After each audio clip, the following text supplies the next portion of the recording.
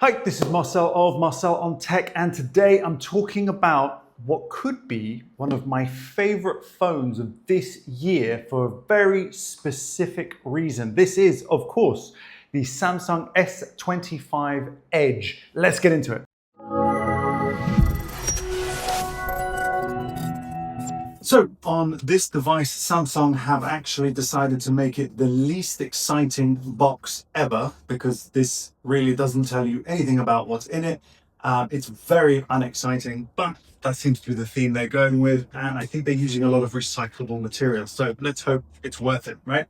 There is no charger in the box, of course, but it's functional. You get a cable, you get a SIM tray remover, that's okay. And I have to say, I'm really liking it for a very specific reason. And that is, of course, the unique selling point of this device is the ridiculous thinness of it. This thing is really thin.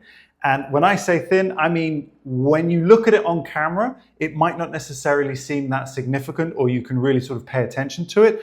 But when you hold it in your hand, it is just literally like a thin plate of glass. And I tell you why I like it so much, because it reminds me of my favorite phone design. And that is, of course, the Samsung Note 10. Now, this is the Note 10. I also have the Note 10 Plus, which is my all-time favorite. But I don't have that anymore. I recently lost it, which absolutely gutted. True story, genuinely lost it. But I also had the Note 10, which I donated to my wife, but I've nicked it off her for this occasion. And I just love this device for various reasons. Now, for comparison, the width is almost exactly the same. The design is slightly different. Of course, the S25 has got the more boxy edges, which does make it much easier to hold.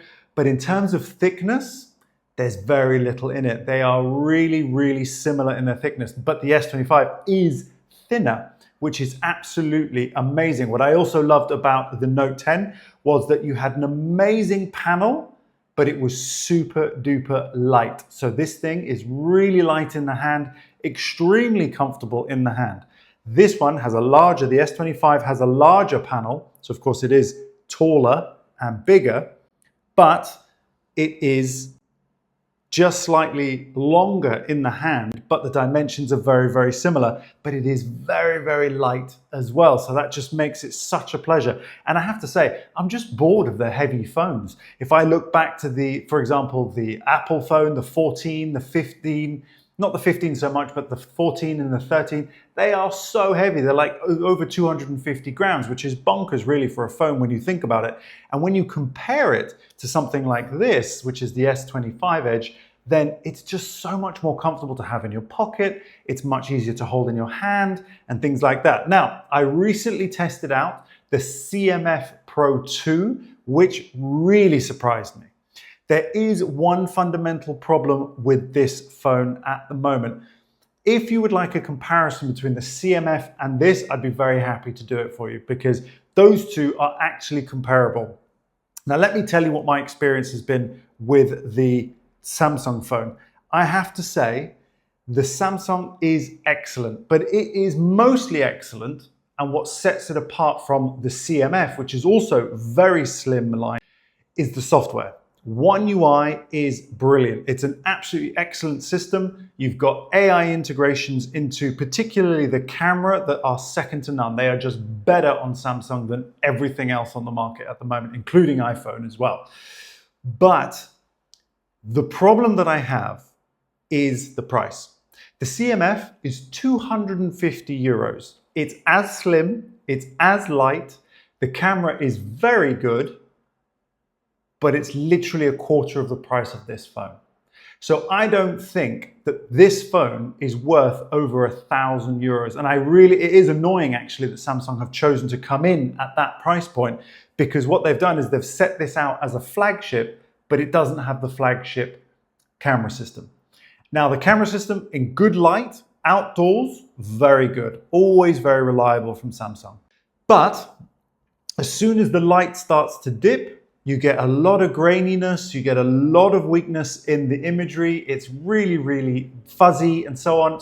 And that is because fundamentally, of course, the phone being so slim, the camera bumps are actually very, very minimal. So they still have a camera bump, don't get me wrong, but it is nothing like you'll see on the Ultra, for example, the Ultra phones, which have very thick bodies and then additional sections for the camera bumps as well, which is very important for allowing more light onto the sensor, which is why low light is such a problem. But I think that Samsung made a huge mistake because they could have had a very successful product here if they'd have priced it under the 1,000. In fact, I think if they'd have priced this at 750, that's much closer to being what I think would be a good price for this. And I think they'd sell a lot more of them as well. To charge over 1,200 for this device at the time of this video, I think is absolutely bonkers. And I won't be keeping it for that reason because it is just not worth over that amount of money. It's absolutely crazy, but the experience overall has been very, very good. I bought a really nice case for it with MagSafe because I find that very, very useful. On the back, I bought a case, and even with the case on, it still feels like a regular phone. It doesn't feel like it's heavy or bulky or even too thick. If I were to compare that, for example, to the iPhone 14, that still feels like an enormous thick phone. But this one, which has all the features of MagSafe, of course, in a very nice fully protective case, links in the description, of course, it just feels really comfortable. So in the hand, the Samsung S25 Edge is a really, really good device with excellent operating system in the form of One UI, all the AI smarts that you might want, lots of security features, of course, because it's a brand new device, but it is just too expensive right now. And I really dislike it for that reason.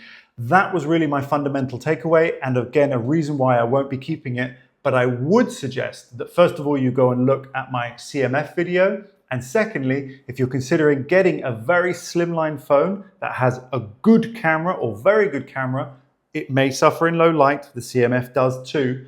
But the CMF, I think, has a comparable camera system to the Samsung in good light for video. It can do all the 4K video with 30 FPS as well. So they're comparable, which is crazy, but the price of the CMF is 1/4, if not more, of the Samsung S25 Edge, which is absolutely bonkers. But one thing that I do appreciate in relation to the Edge here, in that the pricing is very high, is that it does come with DeX. Now, DeX, if you don't already know, is the secondary operating system that lives inside of all flagship Samsung devices, which is basically means you can plug it into your monitor and you have a secondary computer, and it literally functions like a desktop computer when connected to a monitor, which is very, very good. So in terms of a value proposition, you've got the ability to use a desktop connected wirelessly and wired to a monitor that I think is very, very good. That does definitely set it apart from something like the CMF, but I still don't think it's worth the price point. So, of course, the difference is the materials, but you're getting a glass back and you're getting an aluminium frame on the Samsung. On the CMF, you're getting plastic on the back, but it is modular, so it does serve a purpose. You can exchange and change things on that phone. You can also remove and repair things more easily as well. So in that context, it's actually more practical than the S25. So I definitely think that this is an excellent phone, but it is priced wrong. So if you're looking for a new phone that is ultra slim, really lightweight, comfortable in the hand with an excellent panel and a very good camera, I would recommend this phone, but only if you can get it for a very good price, certainly less than €1,000 anyway. Hope you enjoyed this video. Thank you so much for watching. If you've got any comments or you agree or disagree with any of my comments here, then please do make something down below. Otherwise, I'll see you very, very soon in my next one. Bye-bye for now.